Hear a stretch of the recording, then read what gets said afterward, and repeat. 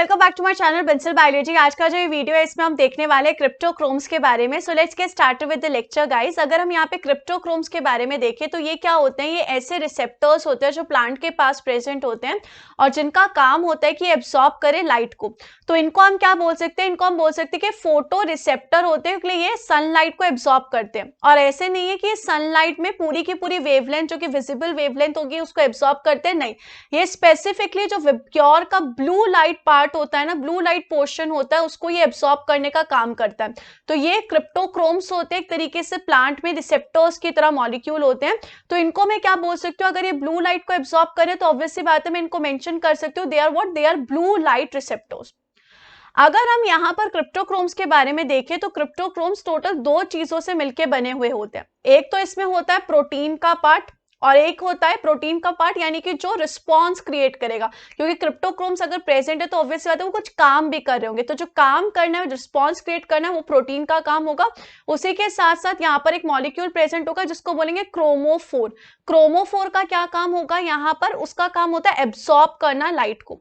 अगर हम यहाँ पे क्रोमोफोर देखेंगे तो यहाँ पर दो चीजें होती है क्रोमोफोर में। एक होता है फ्लाविन मॉलिक्यूल। अगर आपने फ्लाविन मॉलिक्यूल में कभी एफएमएन का नाम सुना होगा या फिर एफएडी का नाम सुना होगा, जिनको आप एनर्जी मॉलिक्यूल्स की तरह भी यूज करते हो, तो वो आते हैं। दूसरी तरफ यहाँ पर आता है टेरिन। टेरिन में यहाँ पे कौन आएगा, MTHF आता है।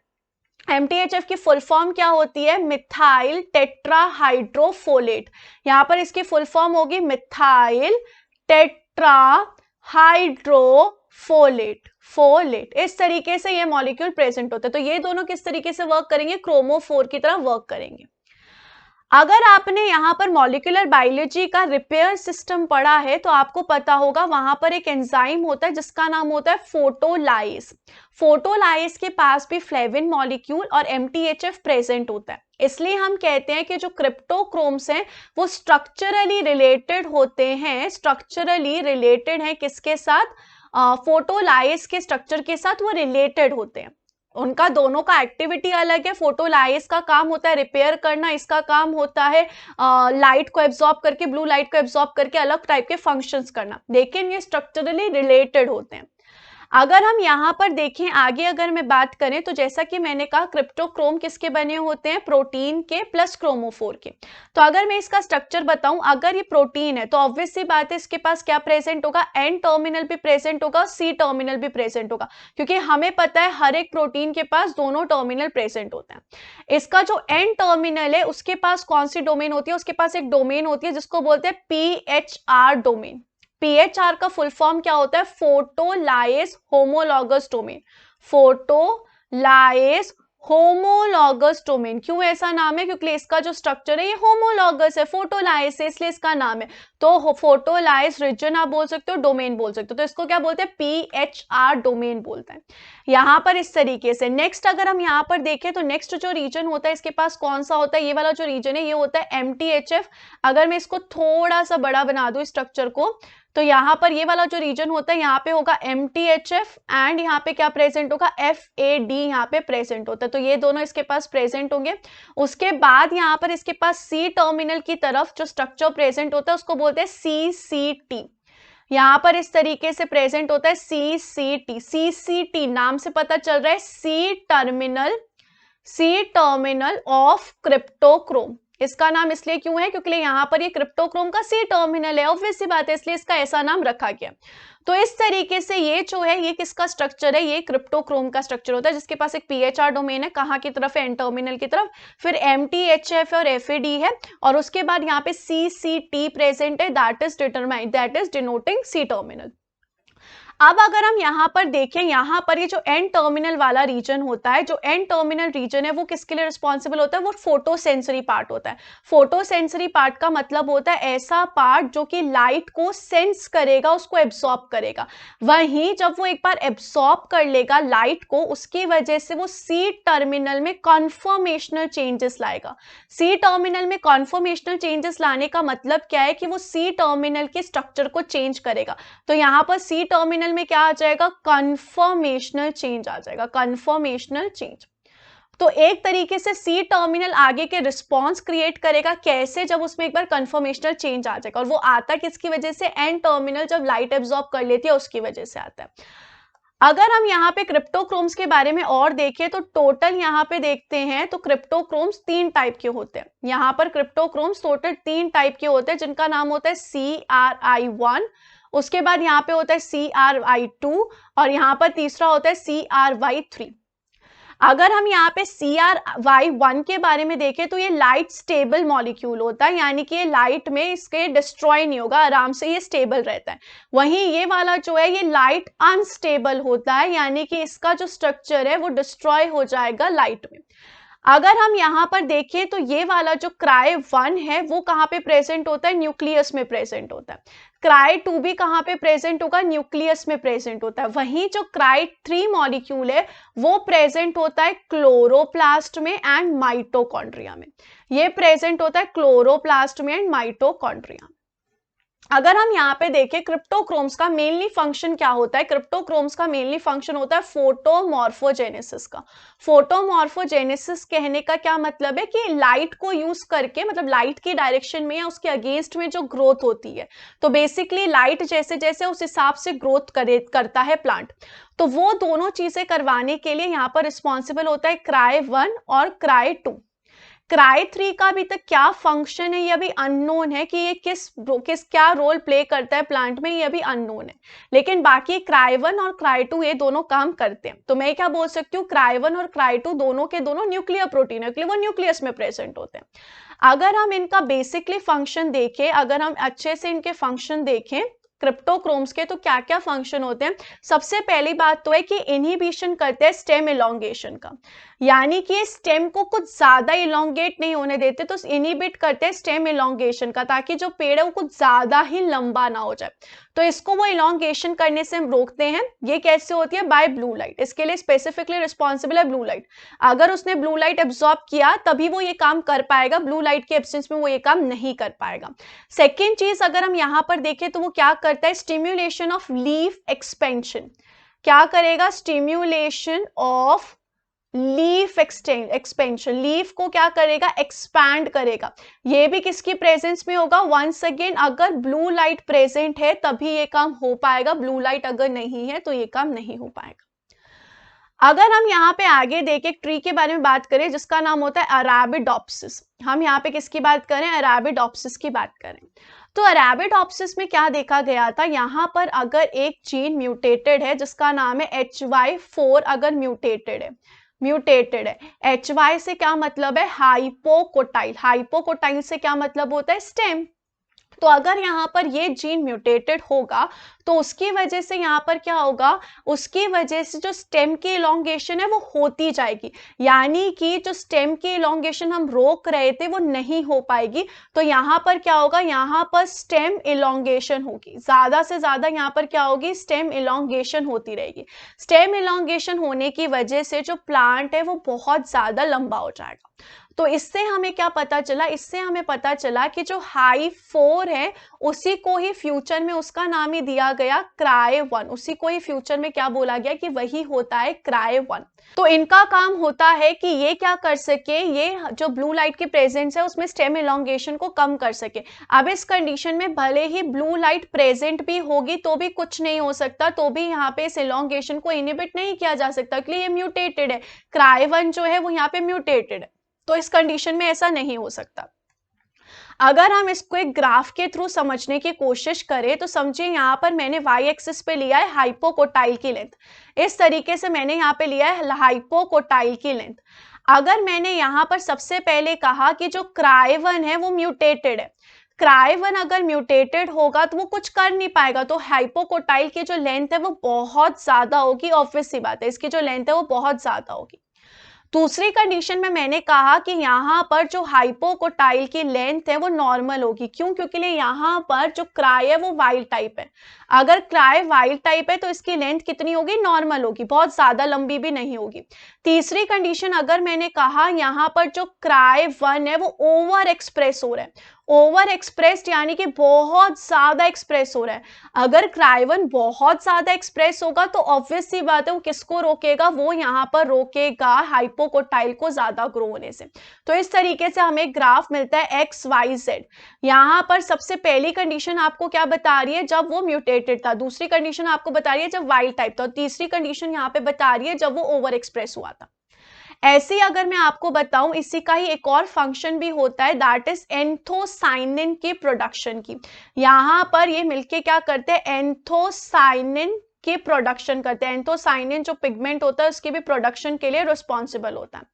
तो अगर मैं उसी से ही रिलेटेड यहाँ पर एक ग्राफ बनाऊं, इस तरीके से सेम ग्राफ अगर मैं बनाऊं, बट यहाँ पर मैंने y एक्सिस पे ले लिया एंथोसाइनिन प्रोडक्शन। अगर मैं यहाँ पे ले लूं एंथोसाइनिन प्रोडक्शन, और मैंने फिर से तीन चीजें ले ली। सबसे पहली में क्राई1 जो है वो म्यूटेटेड है, दूसरी कंडीशन में वाइल्ड टाइप है, और तीसरी कंडीशन में ओवर एक्सप्रेस्ड है। अगर मैं इसके ग्राफ देखूंगी तो क्या होगा, अगर ओवर एक्सप्रेस्ड होगा तो एंथोसाइनिन की प्रोडक्शन सबसे ज्यादा होगी, ऑब्वियस सी बात है, तब सबसे ज्यादा होगी क्योंकि वो रिस्पॉन्सिबल होता है एंथोसाइनिन बनाने के लिए। जब वाइल्ड टाइप होगा तब नॉर्मल सिंथेसिस होगी, वहीं जब म्यूटेटेड होगा तब बिल्कुल कम सिंथेसिस होगी। ऐसा क्यों, क्योंकि यहाँ पर आपको क्राई1 चाहिए एंथोसाइनिन के सिंथेसिस के लिए, इसलिए एज सिंपल एज दैट। इसी तरीके से अगर मैं इस ग्राफ को थोड़ा सा उल्टा करके अगर हम बनाएं, हाइपोकोटाइल की लेंथ की जगह अगर मैं y एक्सिस पे लिखूं inhibition effect on hypocotyl length, inhibition effect on hypocotyl length, हमें पता है ये क्या करेगा, ये ब्लॉक करता है हाइपोकोटाइल की लेंथ को। तो हमें जो फर्स्ट ग्राफ मिला था उससे पूरा उल्टा ग्राफ मिलेगा। जैसे मैंने बोला, पहला बोला म्यूटेटेड, फिर मैंने बोला वाइल्ड टाइप, और तीसरा मैंने बोला ओवर एक्सप्रेस्ड। जब म्यूटेटेड होगा तब यहां पर इनहिबिशन नहीं होगा, तब यहाँ पे ऑब्वियस सी बात है इनहिबिशन नहीं होगा। वो कैसे इनहिबिशन करेगा, जब वाइल्ड टाइप होगा तब वो नॉर्मल इनहिबिशन करेगा, वहीं जो ओवर एक्सप्रेस होगा तब वो ज्यादा इनहिबिशन करेगा। तो इस तरीके से यहाँ पर ये वाला ग्राफ भी बनता है। तो ये सारे ग्राफ आपको क्या बताते हैं कि किस तरीके से यहाँ पे काम चलता है। तो यहाँ पर आप लिख सकते हो over expression of cry one inhibits hypocotyl length while and stimulate करता है किसको, एंथोसाइनिन की प्रोडक्शन को, एंड स्टिम्युलेट एंथोसाइनिन प्रोडक्शन। तो इस तरीके से यहाँ पर ये जो है इस तरीके से कुछ रिस्पॉन्स होते हैं जो कि कब होंगे, ब्लू लाइट की प्रेजेंस में ये रिस्पॉन्स होते हैं। तो यहाँ पर किस तरीके से ये वर्क करते हैं इसके बारे में हम थोड़ा सा और जानने की कोशिश करते हैं। तो जैसा कि मैंने यहाँ पर कहा कि ये जो चीजें होती हैं, ये जो क्राई1 और क्राई2 प्रेजेंट होते हैं, ये कहाँ पे प्रेजेंट होते हैं, ये प्रेजेंट होते हैं न्यूक्लियस में। तो इस तरीके से हमने कहा कि हमारे पास एक सेल है, ये पूरा एक सेल है, इस सेल में क्या प्रेजेंट है, न्यूक्लियस प्रेजेंट है। या फिर फॉर अ टाइम बिंग मैं स्ट्रक्चर को ही न्यूक्लियस मान लेती हूँ। मैं यहाँ पे बोल देती हूँ कि पूरा का पूरा स्ट्रक्चर न्यूक्लियस है, और यहाँ पे इसके बाहर क्या प्रेजेंट है, साइटोप्लाज्म प्रेजेंट। एक सेल की हम बात करें, यहाँ पर न्यूक्लियस में डिफरेंट एक्टिविटीज चलेगी डिपेंडिंग अपॉन कि कैसी कंडीशन प्रेजेंट है। कहने का क्या मतलब है, आइए हम देखते हैं। समझिए, सबसे पहली कंडीशन में मैंने आपको बोला है कि यहाँ पे कोई ब्लू लाइट प्रेजेंट नहीं है, यहाँ पे कोई ब्लू लाइट प्रेजेंट नहीं है। अगर कोई ब्लू लाइट प्रेजेंट नहीं होगी तो उस कंडीशन में क्या होगा, क्राई1 एक्टिवेट नहीं होगा। तो इस कंडीशन में क्या होता है, न्यूक्लियस में दो और प्रोटीन्स प्रेजेंट होते हैं जिसका नाम होता है spa1, और उसी के साथ साथ यहाँ पे प्रेजेंट होता है COP1। यहाँ पे ये दो प्रोटीन प्रेजेंट होते हैं। ये दो प्रोटीन मिलके एक और प्रोटीन जिसका नाम होता है HY5, HY4 नहीं HY5, इसको पकड़ लेते हैं, और इसको पकड़ के इसका क्या करवा देते हैं, इसका डिग्रेडेशन करवा देते हैं। अब यहां पर इसका डिग्रेडेशन होने से हमको क्या फर्क पड़ता है, एक्चुअली ये रिस्पॉन्सिबल होता है कौन, HY5 रिस्पॉन्सिबल होता है काम करवाने के लिए, क्रिप्टोक्रोम का काम करवाने के लिए। लेकिन इस कंडीशन में क्या हो रहा है, इस कंडीशन में जो क्राई1 है वो तो इनएक्टिव है। अगर ये इनएक्टिव होगा तो ये तो कुछ कर ही नहीं पाएगा, इस वजह से HY5 का डिग्रेडेशन हो जाता है। वहीं अगर मैंने यहाँ पे कहा यहाँ पर क्या प्रेजेंट है, ब्लू लाइट प्रेजेंट है। अगर ब्लू लाइट प्रेजेंट होगी तो क्राई1 एक्टिवेट हो जाएगा। इस कंडीशन में अगर मैं यहाँ पे देखूं तो क्या हो गया है, क्राई 1 एक्टिवेट हो गया और यहाँ पर CCT डोमेन का क्या हो जाता है, CCT डोमेन का फॉस्फोराइलेशन हो जाता है ब्लू लाइट के प्रेजेंस में। जब इसका फॉस्फोराइलेशन हो जाएगा तो ये किससे बाइंड हो जाएगी, ये बाइंड हो जाएगी spa1 के साथ और उसी के साथ साथ ये बाइंड हो जाएगी COP1 के साथ। ये इन दोनों के साथ बाइंड हो गई तो यहाँ पर HY5 क्या हो जाएगा, फ्री हो जाएगा। ये बोल रहा है मैं फ्री हूं। अगर ये फ्री होगा तो ये क्या करवा सकता है, ये और मॉलिक्यूल्स का ट्रांसक्रिप्शन करवाएगा। कौन से मॉलिक्यूल्स का, जो आपको चाहिए होंगे फोटोमॉर्फोजेनेसिस के लिए। लाइट की वजह से जो भी चीजें होनी थी वो सब चीजें करवाने के लिए रिस्पॉन्सिबल जीन को ये करवाएगा ट्रांसक्राइब। तो इस तरीके से यहाँ पर चीजें चलती है। एक और यहाँ पे कंडीशन आती है जिसमें हम बोलते हैं कि CCT का ओवर एक्सप्रेशन हुआ है। CCT का क्या हुआ है, ओवर एक्सप्रेशन म्यूटेशन हो चुकी है न्यूक्लियस में। तो इस कंडीशन में इवन इफ लाइट प्रेजेंट नहीं है, इवन इफ यहाँ पे लाइट प्रेजेंट है या फिर लाइट प्रेजेंट नहीं है, कोई फर्क नहीं पड़ता। इस कंडीशन में जो CCT है वो SPA1 और COP1 को ब्लॉक कर देगा। तो ऐसी कंडीशन में क्या होता है, ध्यान से देखिएगा, ऐसी कंडीशन में CCT जो है वो फॉस्फोराइलेटेड रहेगा अगर उसका अमाउंट बहुत ज्यादा है तो। और उस कंडीशन में लाइट हो या ना हो कोई फर्क नहीं पड़ता, वो क्या करेगा, SPA1 को और COP1 को पकड़ के रखेगा। इस तरीके से इसको क्या करेगा, पकड़ के रखेगा, जिसकी वजह से यहाँ पर क्या हो जाएगा, HY5 फ्री रहेगा। अगर HY5 फ्री रहेगा तो सेम ये चीजों का क्या करवाएगा, ट्रांसक्रिप्शन करवाएगा और जीन्स का उसी के साथ साथ फोटोमॉर्फोजेनेसिस करवाएगा, जो मैंने यहाँ पे ऊपर लिखा था, फोटोमॉर्फोजेनेसिस करवाएगा। इस तरीके से यहाँ पे होता है। तो HY5 is responsible for promotion of और प्रमोट फोटोमॉर्फोजेनेसिस। ये प्रमोट करता है फोटोमॉर्फोजेनेसिस को।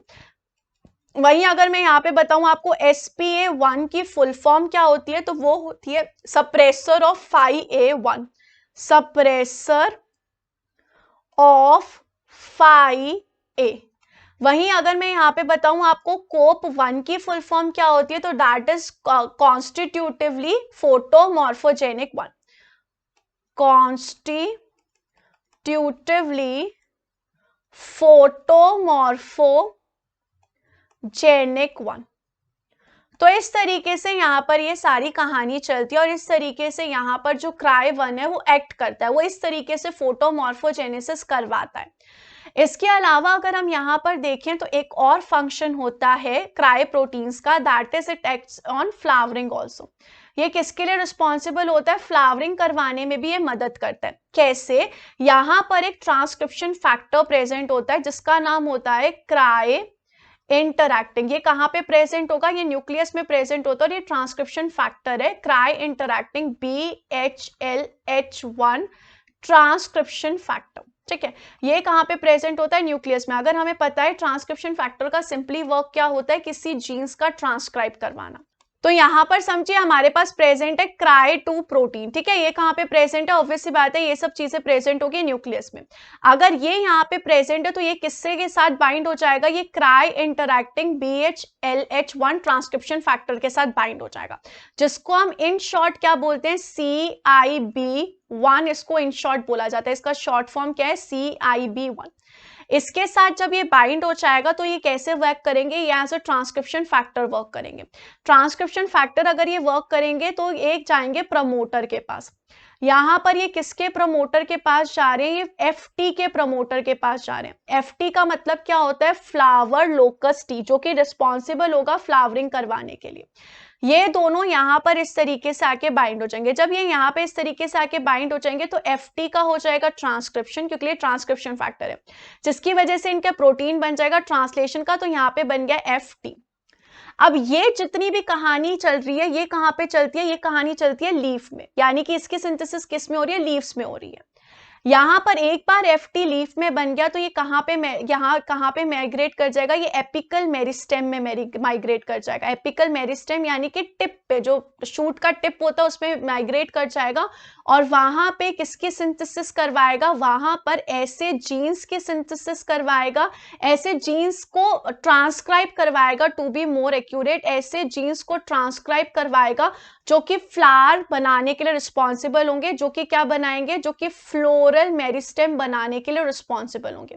क्या बनाने के लिए रिस्पॉन्सिबल होंगे? फ्लोरल मेरिस्टेम, जिसकी वजह से फाइनली यहाँ पे किसकी सिंथेसिस हो जाएगी? फ्लावर की सिंथेसिस हो जाएगी। तो इस तरीके से किस में हेल्प करेगा? इस तरीके से ये फ्लावरिंग में भी हेल्प करता है।